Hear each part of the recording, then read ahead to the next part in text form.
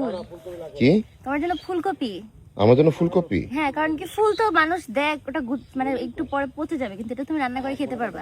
তো সেই কারণেই তো আমি মাছ দিয়ে চাষবাস অনেক করছি, মজা লাগবে খাইতে। সেই কারণেই তো অনেক আশা নিয়ে চাষ করছিলাম, কিন্তু উঠাবো নাকি? ফুলকপির সাইজ যে এই সাইজের হবে, সব- এই ফুলের মতো সাইজ হবে, এটা তো বুঝি নাই। কারণ কি আমি তোমাকে দিচ্ছি এটা, হ্যাঁ? এটা সুন্দর, এটা মিনি সাইজ। ও তুই বাচ্চা, আমাকে বাচ্চা ফুলকপি হ্যাঁ, বাচ্চা দিছিলি? ফুলকপি দিচ্ছি। আগে বলবি না, তাহলে তো আমি এটা এই চাষই করতাম না। এই যে এত কষ্ট করে খেতটা করলাম, করে এই যে একটা ফুলকপির সাইজ দেখলে তো আমার কান্না আসে।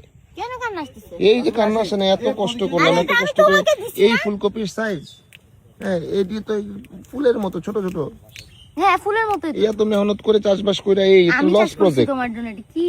হ্যাঁ আমি চাষ করছি এটা, তুমি চাষ করো না। এমনি তো দেখি একদম রাতকে দিন করে মিথ্যা বলে। হ্যাঁ ঘটনা কি পারে না, মিথ্যা বলে না, তাহলে? সত্যি কথা বলে, এই জন্য সবার সহ্য হয় না। তার মানে কি আমি মিথ্যা বলতেছি? হায় আল্লাহ।